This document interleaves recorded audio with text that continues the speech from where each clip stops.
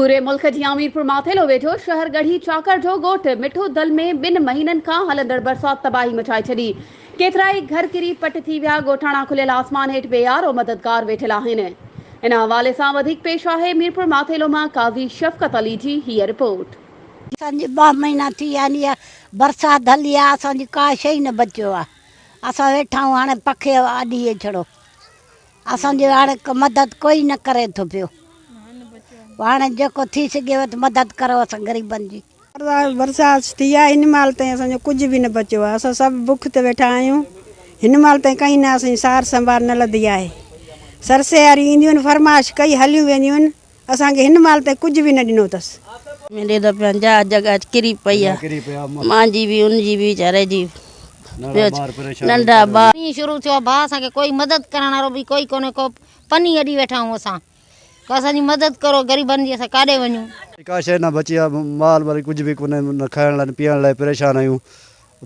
असांखे सर्दी वारनि खे अपील कयूं त असांजी ग़रीबनि जी वधि खां वधि मदद कई वञे। कोई चूंडियल मदद सार लाइण न आयो असांजी। असां मिसकिन ग़रीब माण्हू बरसात जे पाणी में सुता पिया, असांजी को न ॿुधे। असांखे वसारनि खे अपील आहे, सर्दी वारनि खे अपील आहे, असांजी वधि खां वधि मदद कई वञे ग़रीब मिसकिन माण्हुनि जी। अदा खाइण पीअण लाइ कुझु कोन्हे, ध्यानु थी वियो आहे। कोठो हथ जा टपड़ वपड़ भॼी पिया आहिनि। कोठे वेहण जी आदू तूं पनी जा ई पैसा कान्हनि जे पनी वठी अचूं। असां ग़रीब मिसकिन आहियूं।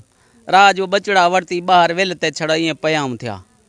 असां बेवस ग़रीब आहियूं। 2 जायूं हिकु किरी पई आहे, हिकिड़ी किरेक थी वई आहे। टियों जेको कमरो आहे उहो बि माना टिमे थो। 2 महीना अढाई थी विया आहिनि, असांखे कंहिं बि मदद न कई आहे। पूरो चेल जेतिरो पाणी बीठो आहे। असां मिसकी नंढड़ा बच्चा वरिती ॿाहिरि तंबू मारी करे वेठा आहियूं। ख़ुदा करणु खपे ऑफिसरनि खे त असांखे ख़ुदा करणु मदद ॾियनि। न बचाइनि, घर वेठा पखा अड़ी करे ॿाहिरि कली में अधु पिसंदा बाल, अधु वीचारा पिया टिमदा। कोई कोन बा, असां आहे कोन ख़्यालु, न कंहिंजो कोन ग़रीबनि ॾे, कंहिंजो कोन, कोई कोन आयो असां ॾे। इमदाद या उहे असांखे हिन महिल ते न ॾिनी अथनि। लिखी विया आहिनि घर जा नाला, असांखे हिन महिल ते ॾिनो कुझु कोन अथनि। कोठा सॼा किरिया पिया आहिनि। छा कयूं, असां वेठा आहियूं पधर ते ॾिस हाणे छा कयूं, वधारे काॾे वञूं। तो बीमार उते पिया, हिकिड़ा होॾे अस्पताल थेली चढ़ी पिन, ओॾे पिया आहिनि त परदीप ॾे। असां ग़रीब काॾे वञूं, घर में रोज़गार जी गोड़ जी हालत ॾिसे थो, घरनि जी सॼिनि जी पाण कोई लड़ी बि न अचे थो। असांखे हे असरु लॻो पियो आहे जो हिते सॼो घर तबाह थिया पिया आहिनि, सॼियूं जायूं बायूं सभु किरी पियूं।